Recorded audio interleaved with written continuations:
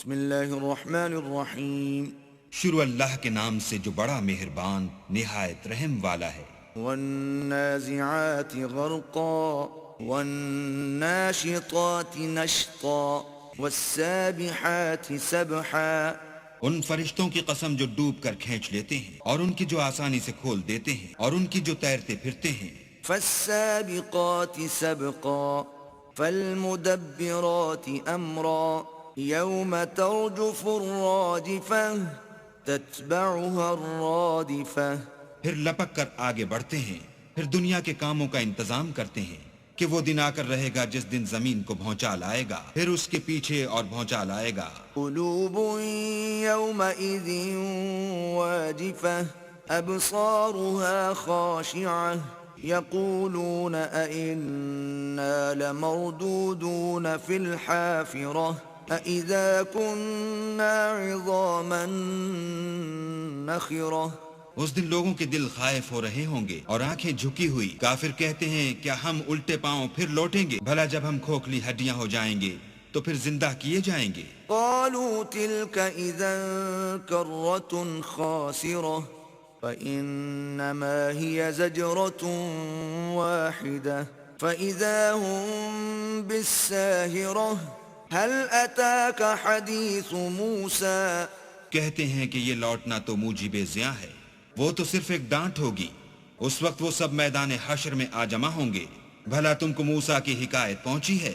إذ ناداه ربه بالواد المقدس طوى اذهب إلى فرعون إنه طغى فقل هل لك إلى أن تزكى وأهديك إلى ربك فتخشى۔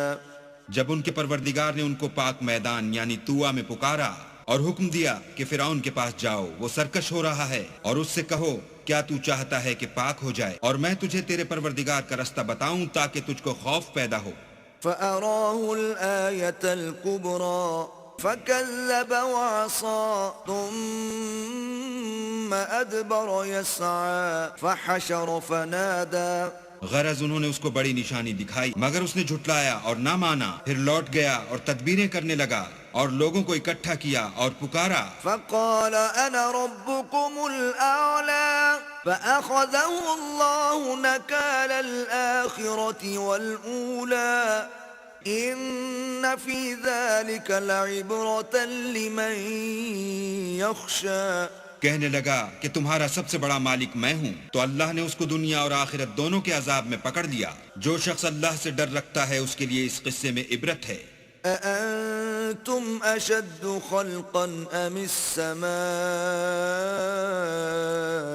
بناها رفع سمكها فسواها وأغطش ليلها وأخرج ضحاها والأرض بعد ذلك دحاها۔ بھلا تمہارا بنانا مشکل ہے یا آسمان کا؟ اسی نے اس کو بنایا، اس کی چھت کو اونچا کیا، پھر اسے برابر کر دیا، اور اسی نے رات تاریک بنائی اور دن کو دھوپ نکالی، اور اس کے بعد زمین کو پھیلا دیا۔ أخرج منها ماءها ومرعاها والجبال أرساها متاعا لكم ولأنعامكم فإذا جاءت الطامة الكبرى۔ اسی نے اس میں سے اس کا پانی نکالا اور چارہ اگایا اور اس پر پہاڑوں کا بوجھ رکھ دیا۔ یہ سب کچھ تمہارے اور تمہارے چار پایوں کے فائدے کے لیے کیا۔ تو جب بڑی آفت آئے گی، يوم يتذكر الإنسان ما سعى وبرزت الجحيم لمن يرى فأما من طغى وآثر الحياة الدنيا۔